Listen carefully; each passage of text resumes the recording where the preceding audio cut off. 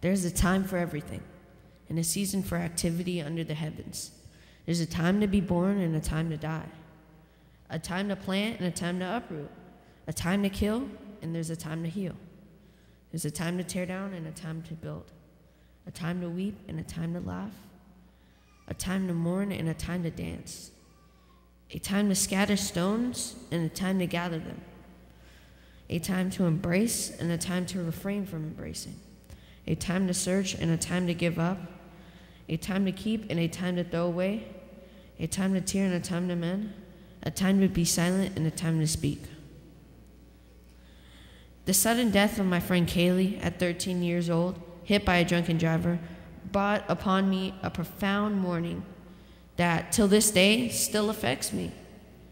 And though this loss is so tragic, one that at my young age of 13 years, I feel I should not have to experience, I use this tragedy to be grateful for the people that I have in my life, the immediate family and the church family I have, and the happiness and all they bring me.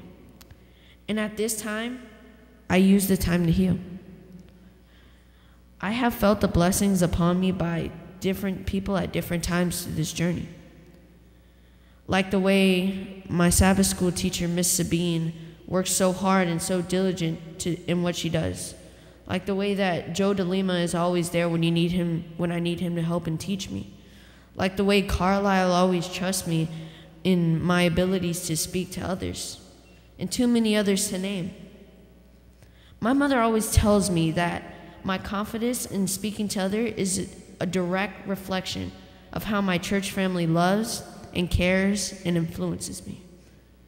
And because of that influence and love that everybody here gives me, I feel that I have grown spiritually and become closer to my continual walk with Jesus.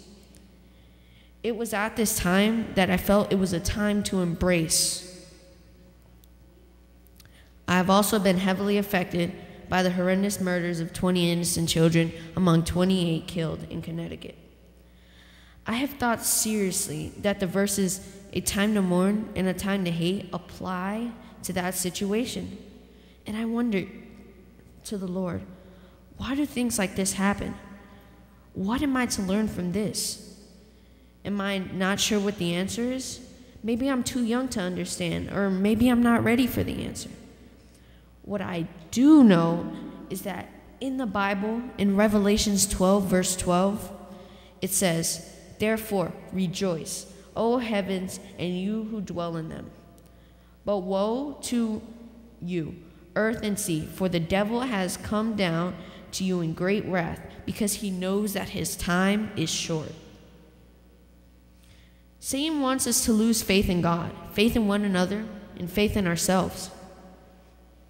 But he cannot and will not win, at least not here in Miami Temple. This is my hope for Miami Temple Church in 2013. It is the hope that all of us Christians keep ourselves in continuous prayer, that we keep hope in our hearts, and that we be strong in the name of Jesus. Thank you.